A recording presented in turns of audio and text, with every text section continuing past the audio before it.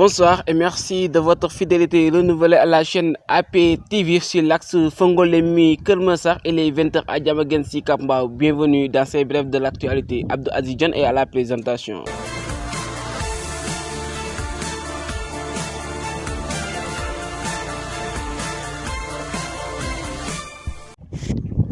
Démarrons ce menu d'actualité de ce 15 décembre 2023. Le radier des listes électorales, le tribunal de Dakar demande la réintégration du leader de PASTEF, Ousmane Sonko, et ses partisans peuvent crier victoire et jubiler. Le juge du tribunal de grande instance de Dakar vient de confirmer la décision prise il y a quelques semaines par son collègue de Ziguinchor et Kassé le 17 novembre par la Cour suprême. Cette dernière avait d'une certaine manière de refiler la patate chaude au tribunal de grande instance de Dakar qui avait déclaré la radiation de Ousmane Sonko des listes électorales nulles et a demandé sa réintégration sur les listes électorales.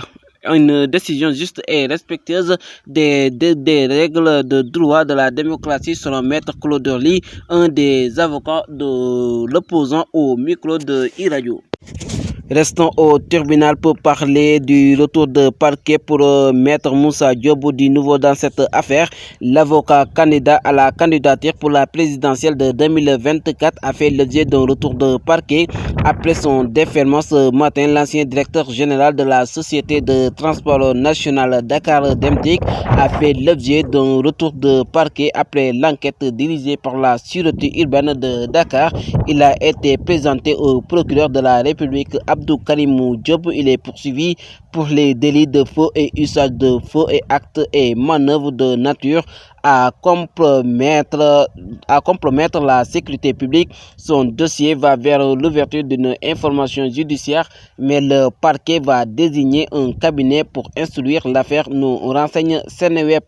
Pour rappel, Maître Moussa Diop s'est retrouvé dans cette situation suite à des déclarations tenues face à la presse. Lors de cette rencontre, il a été cité des autorités du pays, dont le président de la République, l'ancien président Ali Ndiaye et l'homme d'affaires français Jean-Claude Milmaran dans une exploration de mines de diamants, des propos qui lui ont réagi certains des personnalités citées.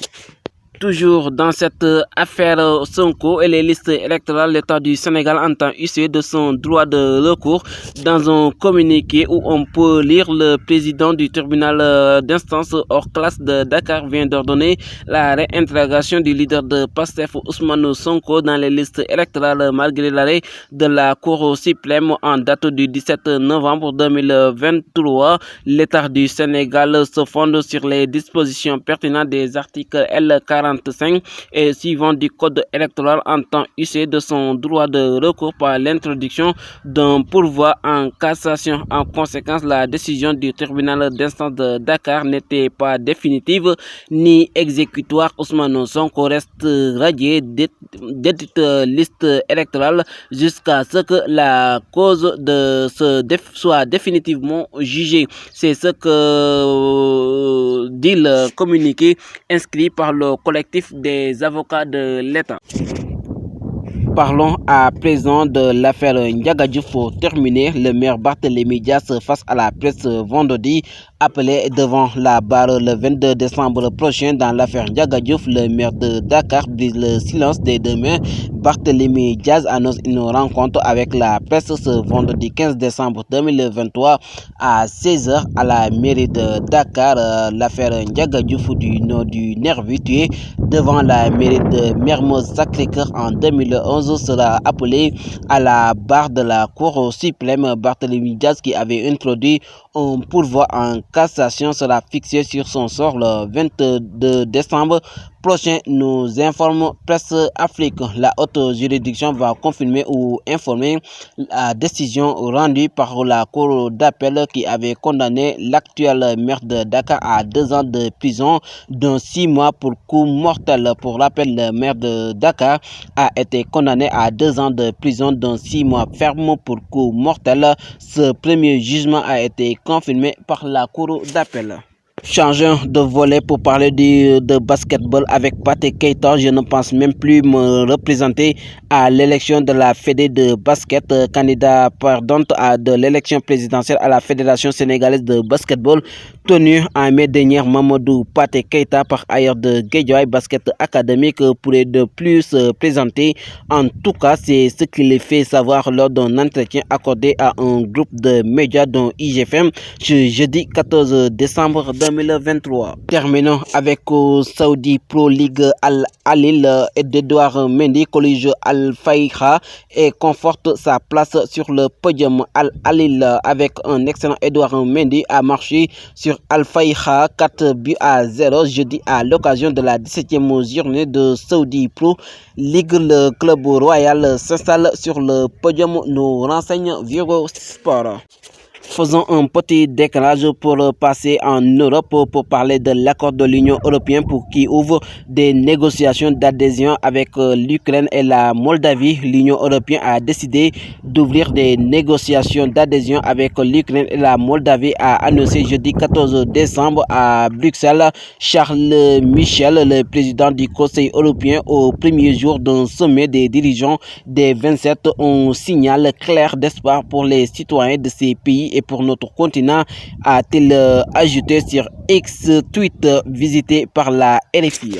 En Palestine, la bande de Gaza est bombardée, mais les connexions téléphoniques et Internet sont bien coupées, déterminées à mener jusqu'au bout sa guerre contre le Hamas. Israël multiplie ce jeudi 14 décembre les raids aériens dans la bande de Gaza, où la population survit dans des conditions de plus en plus désastreuses. Les États-Unis dépêchent à Jérusalem son conseiller à la sécurité nationale, nous renseigne RFI. Malgré l'appel de l'Assemblée générale de l'Organisation des Nations Unies à un cessez-le-feu humanitaire à Gaza, le premier ministre israélien Benjamin Netanyahou a martelé mercredi: rien ne nous arrêtera sur le chemin de la victoire dans la guerre contre le Hamas. Environ 18 787 Palestiniens ont été tués dans les frappes israéliennes sur Gaza depuis le 7 octobre.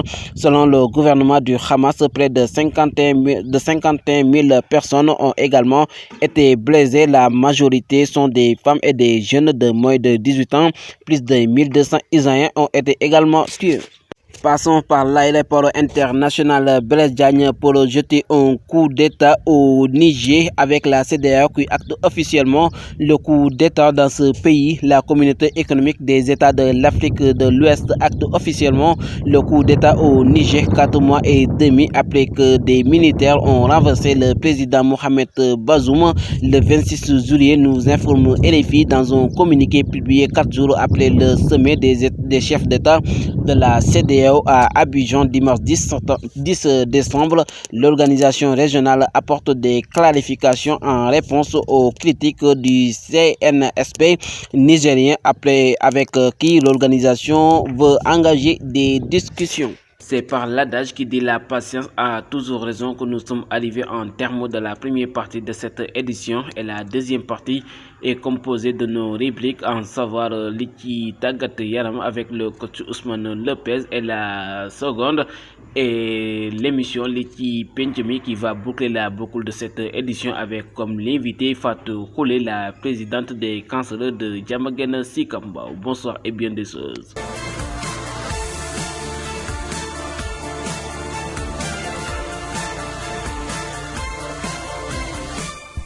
Assalamu alaikum wa rahmatullah, chers internautes, amis de AP TV, bonsoir. Ñu ñëwaat tay ci benn numéro di waxtaan ci wàllu sport, comme pour toujours. Sport nekk na benn activité physique boo xam ne mën nga ko accorder 2% de tes 24 heures. 2%. 2% yoo xam ne boo koy def au début, tu penses que tu es en train de changer ton corps. Et c'est ce qui se fait, machallah. Mais au fur et au temps de le faire, di nga gis ne sport dafay changer au-delà de ton corps, mais ta vie, ta santé physique, ta santé mentale, même tes cellules en bénéficient, parce que ki nga xam ne dafay def sport yaramam li muy soxla ci oxygène wala li muy jot ci oxygène mooy ëpp fuuf ki nga xam ne nekkul pratiquant. Sport dina yokk sa système immunitaire di nga gën a solide di nga gën a robuste en plus sport dina tax nga am benn confiance en soi donc tey mu nekkoon li nga xam ne moom la leen coach Lopez andiloon ci motivation sportive di leen jox rendez-vous à une prochaine fois merci beaucoup chers amis jaajëf.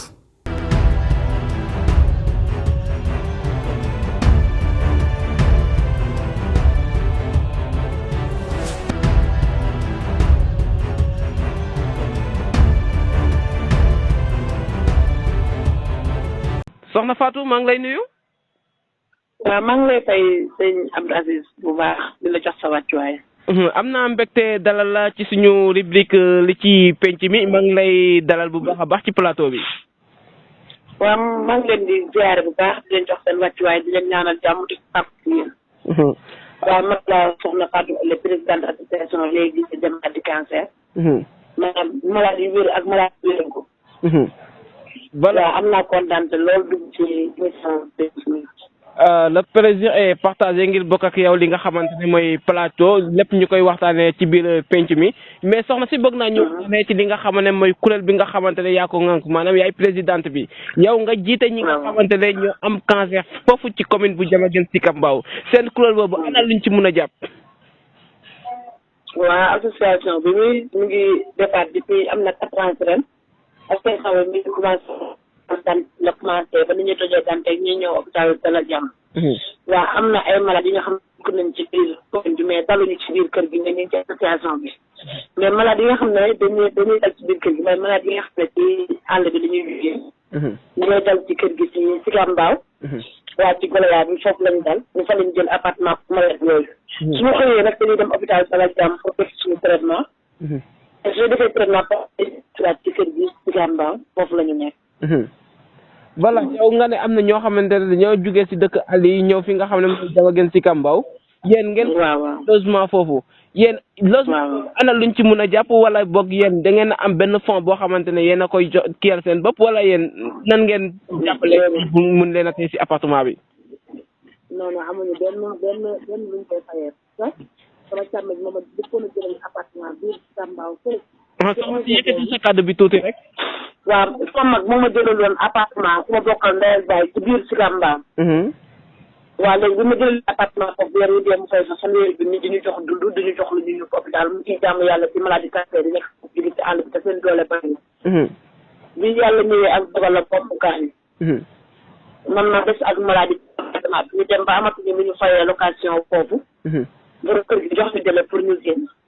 léegi nag borom kër gi bi ñu joxee délai ñu génn jël mu am jël benn appartement carré azur. bi ñu jëlee kër googu carré azur nag borom kër gi dañu baaxoon bi dañ ko déclaré feebaru cancer day wàllaati. léegi bi mu ñu génnee nag ñu dem base ci côté géej gi. ñu nekk fa côté géej gi am nañ fa ñaar fukki fan ak juróom-benn. dañuy baaxoon rek géej gi nekk foofu. léegi après si la Pape Niang ñëw Pape Niang ànd taxawuñu wéré bi.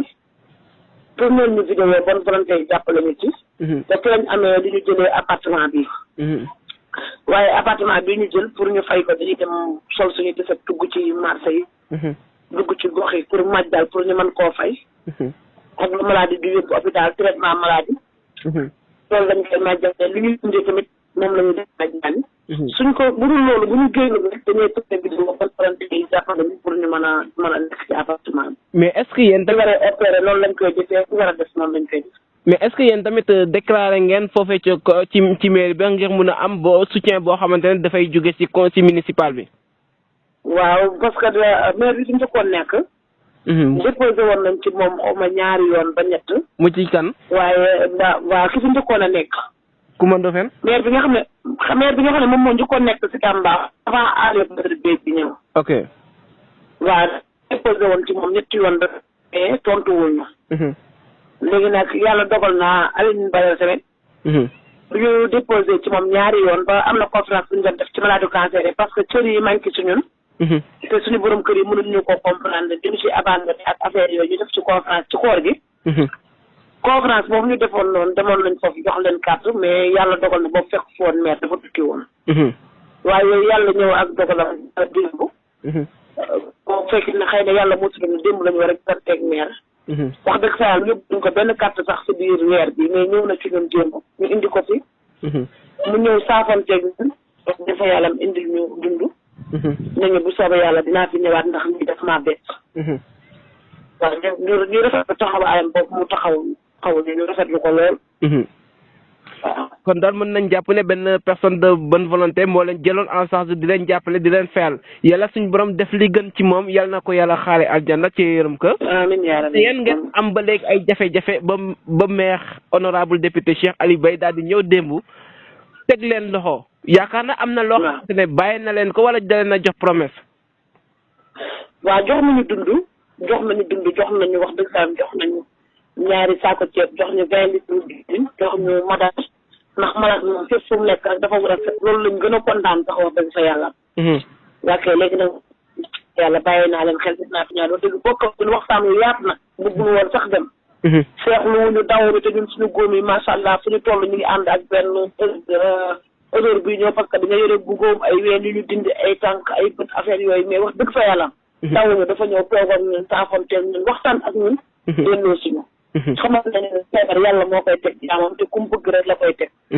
wax dëgg fa yàlla loolu moom ñu koy santee bu baax ndax kàddu yooyu rafet na. te de situation yi ñu nekk suba jàmm ci tur yàlla bu ñu yàlla mayee fekkee dañuy dem màjjaali parce que suñu weer dee na fi ñu nekk nii war nañu fay kër gi ñu dëkk.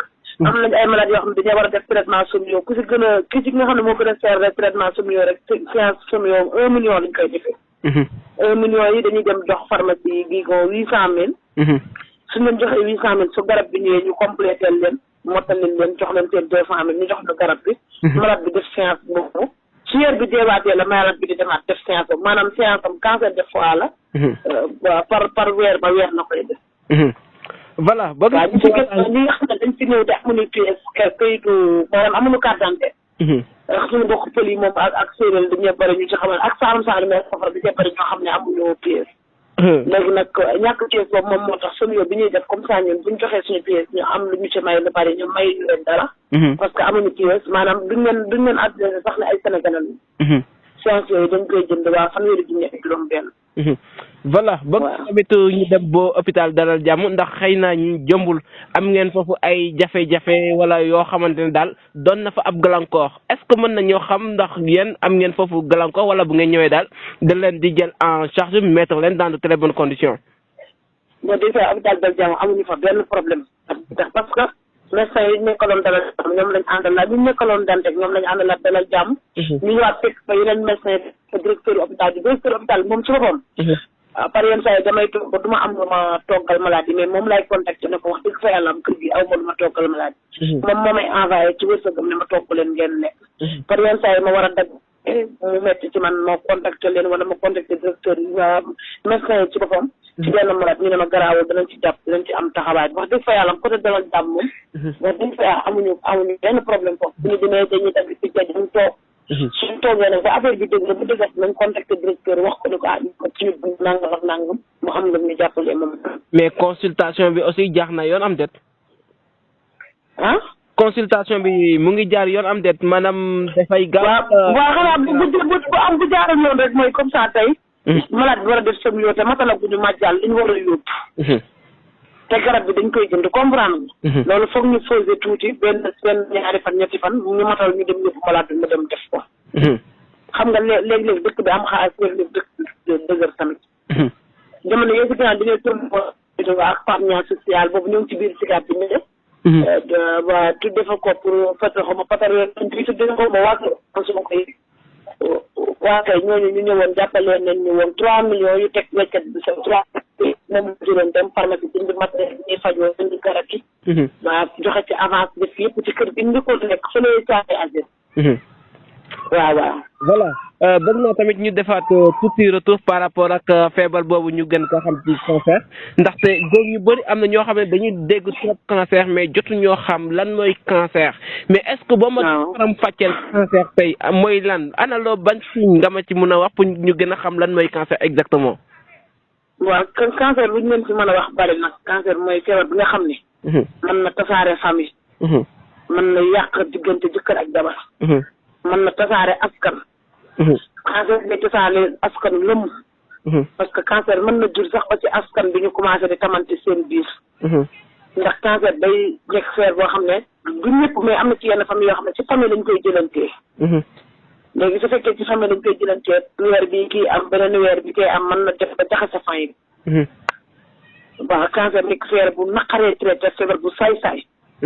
feer boo xam ne mën na dund ci yaramu nit ay at te du présenté wu. du présenté wu. mais jour bi mu présenté wu rek jour boobu la commencé yàq.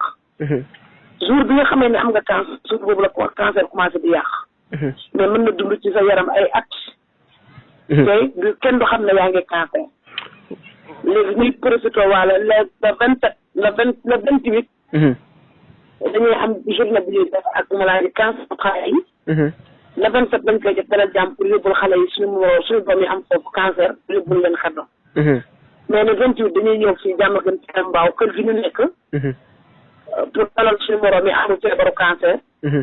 pour waxtaan ak ñoom ñu moytu ko. ak ñuy bàyyi xel ci cancer nu mu war a jëfee nu mu mën a yàqee nit te nit ku da xam ne yaa ngi cancer. voilà ci moytandiku boobu sax la ñuy dugg tuuti parce que loo xamante ne dafay tasaare famille tasaare askan. kon yow ana nañ ban taxawaay lañ mën a am ngir fàggandikoo ngir mën a moytu feebar boobu. waaw ñuy wax suñu moromu jigéen ñi ñuy moytu bu bari rek ñuy moytu. yenn façon nekk ni ak borom kër yi. nga bëgg lu loo xam ne kontaan noonu sa borom kër. nga jël yenn produits yi di ko def ci sa kanam. yooyu yëpp day indi ay infection te loolu yëpp mën na indi cancer de col. waaw ñuy waxaat ci affaire cancer ween. dañuy wax la ñuy moytu ay affaire ay suukar. ay affaire ay sax affaire yu nekk di xalaat yenn yi daal. yooyu yëpp ci ay yoo xam ne ku nit doomu aadama bu nekk war nga ko moytu. parce que nga moytu ko dana la génne ci lu bari. waxuñu ne moom mooy indi cancer bu baax mais dañuy wax ñu moytu ko. parce que cancer ba suñu tënk ñun ñëpp bu ñu xamoon li koy indi danañ ko moytu ba duñu dara. waaye ñàkk xam li koy indi moo tax yàlla teg na natt boobu. mais ci bi ñu yàlla tegee natt boobu ñu yóbbu ci jàngat daal jàngat nañ ne ñun ñuy cancer tey su fekkee dañuy lekk suukar bu bari. am façon douleur boo xam ne dina ko àttan. mais suñu moytandikoo suukar douleur boobu dana wàññi. mais kon cancer tamit ko jàpp nañ ne ci jigéen ñi lekk lay am wala góor ñi tamit am nañ ci wàll am déet. jigéen ñi góor ñi yoo xam ne léegi cancer dafay daf leen sonal. cancer dafay léegi ni mu amee ci jigéen noonu la amee ci góor.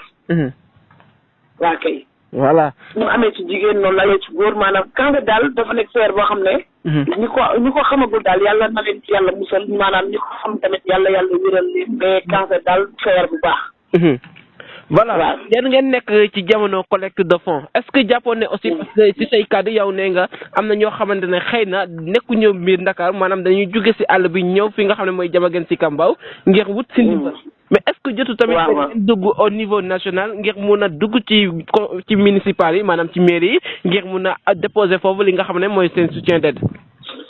waaw man nag loolu moo xaw a nekk sama problème tuuti parce que sama dégguma tubaab. waa dégguma français mais sama secrétaire dégg na français. pour l'instant jamono yi sax lañ ñu indil ay quelques lettres. ñu bind lu ko ndax comme ni ñu wax nii rek ay nit wax na ko. ñu bind ko mais dañ ko xam fan lañ ko yóbbu. nii may waxee gars lettre yaa ngi jege mais fu ko yóbbu mooy suñu problème. waa kay mais lettre yi def nañ ci suñu programme def ci suñu photo yi def ci suñu récépissé association. pour nit ñi jàppale ñu parce que fee bu doy waar te buñ sañoon dootuñu génn sax di ma jaal. ndax man Diamaguène Sicap Mbao man fa kat Abdou Ndiaye laa juddoo. fa laa juddoo ba ni ma muuroo dim si Mbuur feebaru cancer moo ma delloowaat Dakar. te Diamaguène mu nekk gox boo xamante ne bii social la. ay nit ñu baax ñoo ci dëkk. ay góor ñoo ci dëkk. ni Diamaguène mel noonu la waa Sicap Mbao parce que gox la. te moo tax bu ngeen woowee ñun dañuy profité pour wax ne ñun daal ay doomu Diamaguène lañ xëy na nag doon nag ñu dem sa yi dellusiwaat mais doomu Diamaguène. voilà yaakaar naa li nga xamante ne ci la woon nañu ci waxtu dafa daal di jeex mais lan mooy doon say kàddu yu mujj soxna Fatou. li may def sama kàddu yu mujj daal mooy Diamaguène Sicap Mbao ak bépp bonne volonté ñu bàyyi ñu xel xam ne ay jaboot la ñu ngi bàyyi suñuy doom te suñuy kër pour yaakaar leen yaakaar yàlla ginnaaw yàlla ñoom lañu yaakaar ndax ginnaaw yàlla kenn ki lay dimbale pour nga dem hôpital moom mooy sa mbokk. ki lay dimbale pour nga lekk mooy sa mbokk. ku lay dimbalee ci ñoo am foo tëdd mooy sa mbokk te comme ñu ngi leen di bàyyee xel. di tàllal loxo bonne volonté bu nga xamante ne nii. mën nañoo jàppale. wala yéen seen kàddu su ngeen xëyee doo leen dégg. ngeen dimbale ñu ci ñoom ba ñu jàppale ñu te yàlla rek tax. waaw loolu daal mooy sama kàddu yu mujj ma leen di sant bu baax di leen gërëm di leen ñaanal di wax père de kontaan nañ ci taxawaayam. waaw vraiment kontaan nañ ci taxawaayam. soxna Fatou Khoule amoon nañ mbégte dalal ci suñu émission li ci penc mi APTV di leen ñaanal wérgu yaram. ok jërëjëf yàlla fay leen. amiin yaa rabbi. ok jërëjëf. C'est la fin de ces brèves d'actualité que j'avais le plaisir de vous servir. Abdou Aziz John était à la présentation en compagnie de Abdoulaye Ndo à la technique. APTV vous souhaite bonne soirée. Allez, ciao.